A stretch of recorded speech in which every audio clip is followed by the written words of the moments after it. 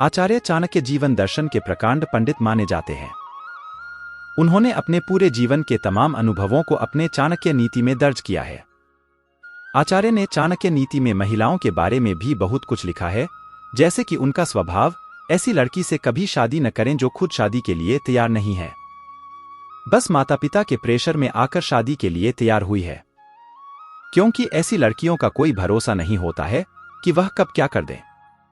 उनसे घर और रिश्ते संभालने की उम्मीद रखना बहुत जोखिम भरा होता है।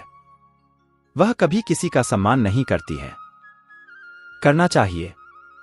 चाणक्य के अनुसार ऐसी कुछ स्त्रियां होती हैं जिनसे पुरुषों को शादी नहीं करनी चाहिए।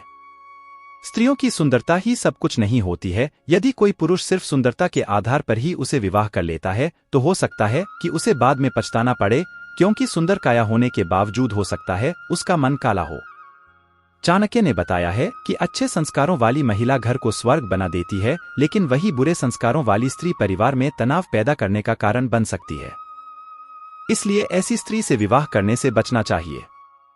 जो महिलाएं शादी के बाद रिश्तों को हमेशा तोड़ने की बात करती है, ऐसी स्त्री परिवार के बारे में हमेशा नकारात्मक विचार रखती, परिवार को दुख पहुंचाती है, इसलिए उनसे बचकर रहना चाहिए।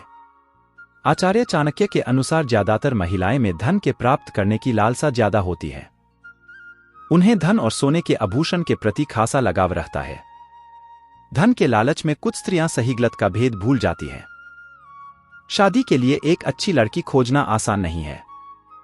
आज के समय में ज्यादातर लड़के सुंदरता को देखकर लड़की से शादी के लिए राजी हो जाते हैं, और कुछ समय बाद उन्हें यह ज्ञान होता है कि उन्होंने शादी करके कितनी बड़ी भूल कर दी है।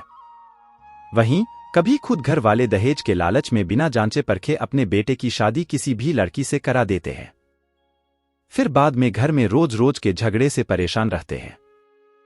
ऐसे में यदि आप अपने परिवार में ऐसी स्त्री को बहू के रूप में लाने से बचना चाहते हैं तो शादी के लिए लड़की का चुनाव करते समय चाणक्य नीति में बताई कुछ बातों को जरूर सुनिश्चित कर लें। इन्हें आप नीचे इस लेख में जान सकते हैं। चाणक्य नीति भारत के महान अर्थशास्त्री और दार्शनिक आचार्य चाणक्य द्वारा लिखी गई है। आज भी सैकड़ों साल पहले इसमें बताई गई बातें वर्तमान के समय और परिस्थिति के लिए बिल्कुल सटीक है। इसकी मदद से व्यक्ति अपने निजी जीवन की हर परेशानी से आसानी से बाहर निकल सकता है। चाणक्य नीति में ऐसी लड़की से शादी नहीं करने की नसीहत दी गई है जो समान कुल की न हो या नीच कुल की हो, क्योंकि ऐसी लड़कियों में संस्कार का स्तर भी उसी प्रकार कम ही होता है। यह चीज उसके उठने बैठने, बोलने और बात करने में ही झलक जाता है। जब इसे नजरअंदाज करके शादी की जाती है तो घर में कलह क्लेश की संभावनाएं बहुत अधिक बढ़ जाती है। जिस लड़की का अपने धर्म कर्म पर विश्वास हो, ऐसी लड़की जीवनसाथी बनने के लिए सबसे अच्छी होती है। जिन लड़कियों में अपने धर्म और कर्म को लेकर ज्ञान नहीं होता है, ऐसी लड़कियां अक्सर घर को तोड़ने का काम करती हैं। यह अपने परिवारों वालों से ज्यादा उन लोगों की प्रिय होती हैं जो इन्हें खुश करने के लिए झूठी तारीफ करते हैं। आचार्य चाणक्य शादी के लिए ऐसी लड़की को चुनने की सलाह देते हैं जो शांत स्वभाव की हो, जिसे बात बात पर गुस्सा न आता हो, क्योंकि गुस्सैल मिजाज की लड़कियों का खुद के बोलने पर कोई कंट्रोल नहीं होता है, जिसके कारण घर में रिश्ते बिखरने लगते हैं। उसका यह स्वभाव पति पत्नी के बीच में भी दरार लाने का काम करता है। ऐसी लड़की से कभी शादी न करें जो खुद शादी के लिए तैयार नहीं है, बस माता पिता के प्रेशर में आकर शादी के लिए तैयार हुई है, क्योंकि ऐसी लड़कियों का कोई भरोसा नहीं होता है कि वह कब क्या कर दें। उनसे घर और रिश्ते संभालने की उम्मीद रखना बहुत जोखिम भरा होता है। वह कभी किसी का सम्मान नहीं करती हैं।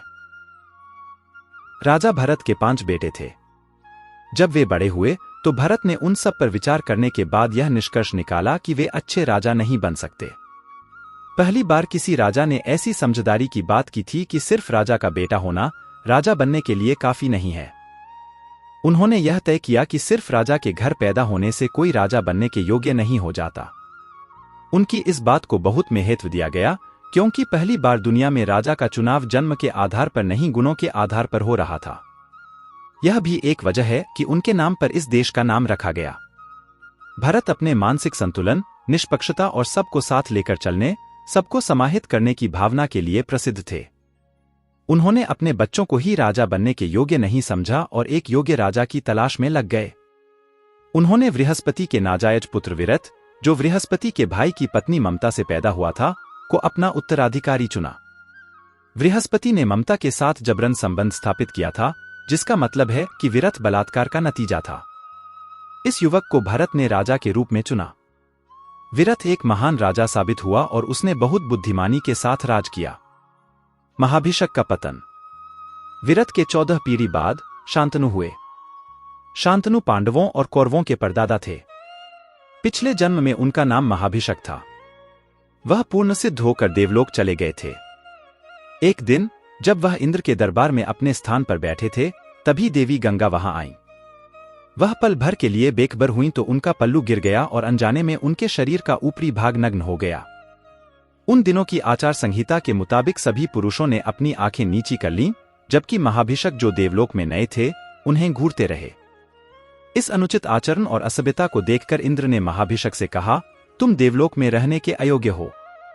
तुम्हें वापस जाकर फिर से इंसान के रूप में जन्म लेना होगा। फिर उन्होंने गंगा को देखा तो ध्यान दिया कि वह तवज्जो मिलने का आनंद उठाती हुई प्रतीत हो रही थी। इंद्र ने गंगा से कहा, यह पूरी तरह अनुचित है। तुम्हें भी वापस जाकर एक इंसान के रूप में जन्म लेना होगा। तुम्हें इंसान की सारी पीड़ाओं और सुखों को भोगना होगा। जब तुम अहंकार से मुक्त हो जाओगी, तब तुम वापस आ सकती हो। शांतनु और गंगा का मिलन। महाभिषक का शांतनु के रूप में पुनर्जन्म हुआ। किसी समय वह गंगा से मिले। उन्हें अपना पिछला जन्म याद नहीं था, मगर गंगा को याद था। गंगा ने उन्हें अपनी ओर आकर्षित करने की कोशिश की, मगर राजा होने के कारण वह इधर उधर भटक रहे थे। शांतनु एक अच्छे शिकारी थे। जब वह शिकार पर जाते तो उसमें इतने खो जाते कि शिकार उनके लिए पूजा बन जाता। एक बार कई हफ्तों तक वे गंगा के तट पर शिकार करते रहे और शिकार में पूरी तरह खोए रहे। नदी पास से ही बह रही थी, मगर वह मछुआरे नहीं, एक शिकारी थे। उनका ध्यान शिकार पर रहता था। उन्होंने नदी पर कोई ध्यान नहीं दिया। गंगा इंतजार करती रही। आमतौर पर जब भी उन्हें भूख प्यास लगती या किसी चीज की जरूरत होती तो उनके सेवक उनके सामने वह पेश कर देते। मगर एक दिन शांतनु को तेज प्यास लगी और आसपास कोई सेवक नहीं था। फिर उन्होंने नदी पर ध्यान दिया और गंगा को खोजने लगे। गंगा नदी से स्त्री रूप में प्रकट हुई। जैसे ही शांतनु ने गंगा को देखा, वह एक बार फिर प्रेम में पड़ गए। उन्होंने गंगा से विवाह करने की विनती की। गंगा तैयार हो गई, पर गंगा ने एक शर्त रखी, मैं आपसे शादी करूंगी, पर चाहे मैं कुछ भी करूं, आप कभी मुझसे ये नहीं पूछेंगे कि मैं वैसा क्यों कर रही हूं। तो आज के लिए इतना ही, फिर मिलेंगे नेक्स्ट वीडियो में।